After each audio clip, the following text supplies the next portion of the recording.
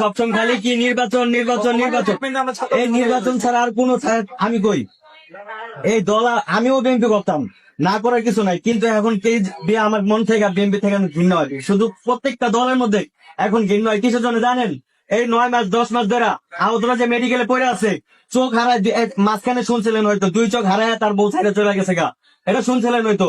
ট্রিটমেন্টের অভাবে তাদের পুনর্বাসনের কোনো খবর নাই, সাতটা খানিক দেখতে আসে নাই, কেউ বলে যায় আশ্বাস দেওয়া যায়। কিন্তু এখন যারা পলিটিক্স নিয়ে এখন পুরো ব্যস্ত হয়ে গেছে গা, কিভাবে পলিটিক্স করবে আর কিভাবে নির্বাচন করবে। আহতরা যদি মরেও যায়, এটাও মনে কোনো দলে মনে হয় না যে দেখতে যাবো কোনোদিনও।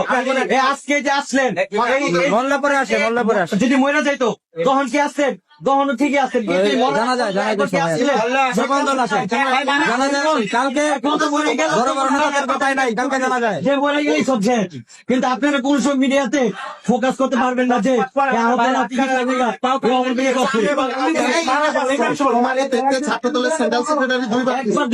ওনাকে দেখতে আসবে কেন? ওনাকে দেখতে আসবে কেন?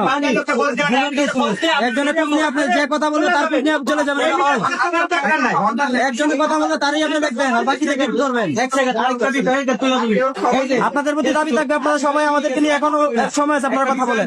নাসির ভাই গেছিল, হ্যাঁ যা বলছিল কি জানেন, যে বলছিল তোমার যা দায়িত্ব আছে, তোমাদের যা বরণ পোশাক আছে সব আমরা আজকে থেকে তার প্রমাণ থেকে তোমাদের সব বরণ পোশাক আমরা নিছি, এরপর থেকে তাদের আর কোনো যোগাযোগ নাই। এটার উত্তর দেন এখন। এই কথা বলে এটা বলছে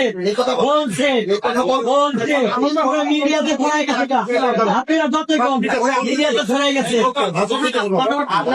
আপনাদের প্রতি দাবি থাকবে, আপনারা মিডিয়াতে এগুলো ফোকাস করেন, আমাদের আহতদের সুচিকিৎসাটার জন্য ভালো করে হয় এবং পুনর্বাসনটা যেন হয়। আপনারা